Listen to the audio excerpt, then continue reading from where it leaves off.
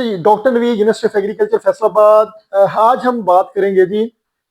हमने बीओपी या biologically activated rock phosphate की बात की लास्ट टाइम। अब बहुत सारे हमारे सामने ये कह रहे थे जी कि सिंगल सुपर फास्फेट पे भी बात करें। सिंगल सुपर फास्फेट एक यानी जो फास्फेटिक फर्टिलाइजर में जो सबसे प्राइमरी या जो सबसे पहले प्रोसेस बना था, वो single super phosphate, ordinary phosphate या सुपर फास्फेट के नाम से जो फर्टिलाइजर बना था।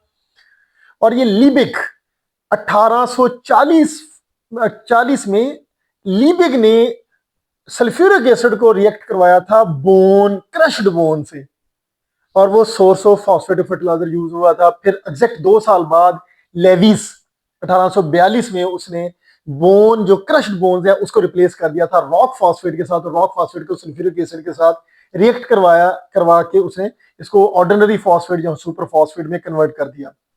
अच्छा, अगर हम बात करें तो इसका जो हमें पता है, हमारी जो पाकिस्तान में रॉक फॉस्फेट है, ये है low grade rock phosphate. Low grade mean आपको 26% वाली आम मिल जाती है, 27 वाली थोड़ी सी एफर्ट के बाद मिलती है, और 28 वाली को टाइम लगता है और उसका रेट ज्यादा है। क्योंकि बहुत सारी इंडस्ट्री जो बीओपी बना रही है या सिंगल सुपर फॉस्फेट बना रही है, 18% वाली सिंगल सुपर फॉस्फेट वो प्रेफर करती है कि 28% प्लस वाली रॉक फॉस्फेट उनको मिले। अच्छा, अगर हम आपको लेट्स से आपको 26 वाली मिल रही है, 27 वाली मिल रही है, 28 वाली मिल रही है, व्हाट्सएवर जो भी मिल रही है, आप इसको रिएक्ट करवाएंगे सल्फ्यूरिक एसिड के साथ। अगर हम बात करें कमर्शियली भी, हम थोड़ा सा बता देते हैं, लेकिन कमर्शियली से ज्यादा बेटर है कि आप इसको एक्टिवेशंस करें।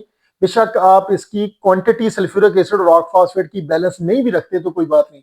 कमर्शियली अगर मैं थोड़ा सा बता दूं तो अगर आपको 28% वाली रॉक फॉस्फेट मिलती है तो 32 किलो, एक बैग की प्रेपरेशन बता रहा हूं 50 किलो की, 32 किलो आपको 28% वाली रॉक फॉस्फेट लेनी है, 18 लीटर आपको सल्फ्यूरिक एसिड लेना है।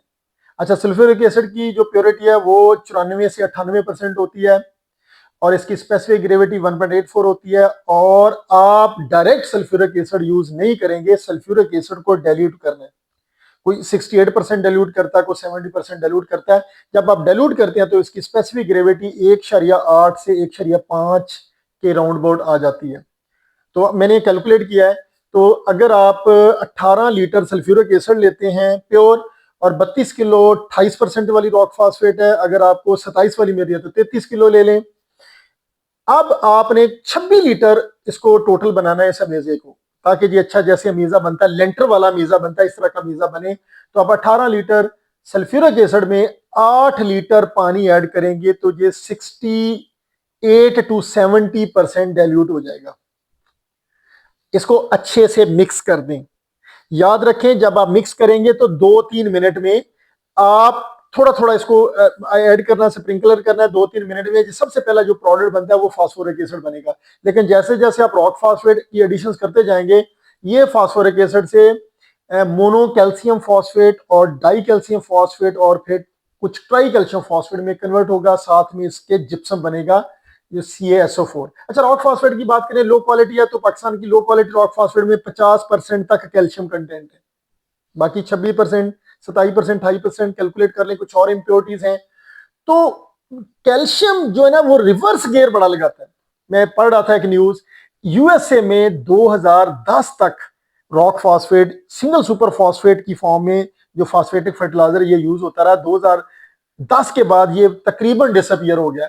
जब ये ट्रिपल सुपर फॉस्फेट आ गया, उसने रिप्लेस कर दिया, अमोनिएटेड सुपर फॉस्फेट आ गया जिसको DAP MAP कहते हैं, और आजकल कुछ और भी इसकी इस रिलेटेड जैसे यूरिया फॉस्फेट टाइप आ गए। तो ये बहुत सारे ये कंट्रीज में सिंगल सुपर फॉस्फेट जो ना वो नियर टू डिसअपियर हो चुकी है, क्योंकि ड्यू टू पुअर एफिशिएंसी। लेकिन स्टिल फर्टिलाइजर इंडस्ट्री, जो फॉस्फेटिक फर्टिलाइजर इंडस्ट्री की, वो बेस यही है। तो दो प्रोसेस के साथ ये एक बैच प्रोसेस है और एक कंटिन्यूस प्रोसेस है। बैच प्रोसेस पुराना मेथड है। आप सल्फ्यूरिक एसिड और रॉक फॉस्फेट को मिक्स करते हैं, मिक्स 2-3 मिनट मिक्स करने के बाद एक आप इसको बड़े डेन में आप एक टैंक में ले आते हैं। वहां पे आप कम से कम 6 घंटे रखते हैं इसको, हीट थोड़ी सी कूल हो जाए, फिर आप इसको ढेर लगा देते हैं। और ढेर में 2 से 3 हफ्ते रखना जरूरी है। कुछ 6 से 8 दिन भी रखते हैं, लेकिन कम से कम 2 से 3 हफ्ते आप इसको ढेर लगाएंगे। उसके दौरान सल्फ्यूरिक एसिड कूल होगा, आपकी स्टिरिंग मिक्सिंग चाहिए होगी। लेकिन जब कूल होगा, क्यूरिंग स्टेज होगा, जो कि आप फिर इसको आप ग्राइंड करेंगे और इसकी ग्रैनुलेशन करनी है तो इंडस्ट्री उसको ग्रैनुलेट करके लोगों को दे देगी। अच्छा, रॉक फास्फेट जब बात करें तो कहते हैं जी कि अगर आप ज्यादा फास्फोरिक एसिड, लोग कहते हैं जी सल्फ्यूरिक एसिड ज्यादा ऐड कर देंगे रॉक फास्फेट में तो वो फास्फोरिक एसिड की तरफ जाएगा, पहला फास्फोरिक एसिड की तरफ जाएगा। अगर आप सल्फ्यूरिक एसिड थोड़ा ऐड करेंगे तो फिर ये पार्शियली एसिडुरेटेड रॉक फास्फेट बनेगी।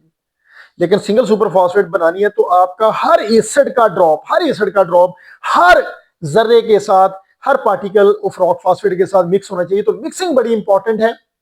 लेकिन स्टोरेज का समटाइम इश्यू बनता है, सल्फ्यूरिक एसिड ऐड किया जाता है तो sulphuric acid hygroscopic in nature है, यानी ये हवा से पानी ले लेता है। तो अगर हम अक्सर इसको पैक करते हैं बोरों में स्टोरेज के लिए तो अक्सर बोरे फट जाते हैं।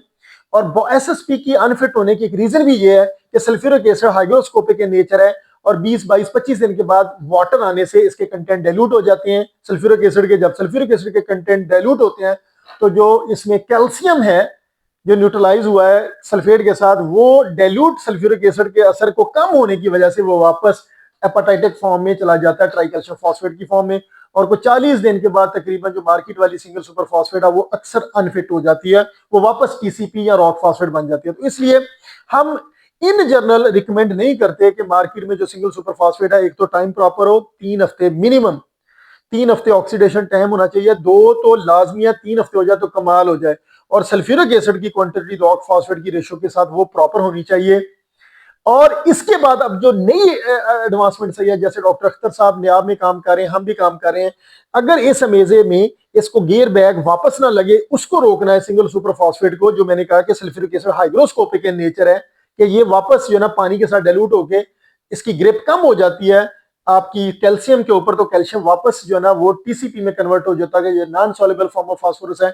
उस ग्रिप को कम करने के लिए, यानी जो सल्फ्यूरिक एसिड की ग्रेप कैल्शियम को कन्वर्जन है उसको बेहतर करने के लिए आप इसमें अच्छी क्वालिटी की कंपोस्ट या वेल रोटेड ह्यूमक मैटर जो है वो ऐड कर सकते हैं। 1% से लेकर 5% तक अगर आप well rotted compost final shape में ऐड कर देंगे तो जो कैल्शियम का बैक गेयर है ना, ट्राई कैल्शियम फॉस्फेट, यानी वो रॉक फॉस्फेट वापस बनती है जब सल्फ्यूरिक एसिड का असर कम होता है, तो वो नहीं बनेगी। ये नियोम के नाम से डॉक्टर अख्तर साहब प्रोसेस कर रहे हैं, हमने भी इस पे काम किया है। जब हमने बायोएक्टिव सल्फर या सॉइल कंडीशनर जो लो पीएच वाला, हमने 1% से लेकर 3% तक जब मिक्स किया सिंगल सुपर फॉस्फेट के साथ, तो वो कमाल के वाटर सॉल्युबल कंटेंट हुए और उसकी हमने इंक्यूबेशन रखी है, तो 40-50 दिन पे भी उसकी रिवर्स जो है ना वो ट्रांसफॉर्मेशन नहीं हुई। तो बहुत सारे हमारे सामने दोस्त हैं, इसके लिए अच्छी पिट चाहिए, ध्यान रखना है, पिट जरूरी है। मिक्सिंग मशीन आपके पास होनी चाहिए, कुछ स्टीयरिंग मिक्सिंग, और ये रेशो मैंने बता दिया। आप मिक्सिंग करके इसको क्योरिंग करें, यानी कुछ टाइम दें, और टाइम देने के बाद फिर इसको आप ग्राइंड करके अपने फील्ड में ऐड कर सकते हैं। Thank you.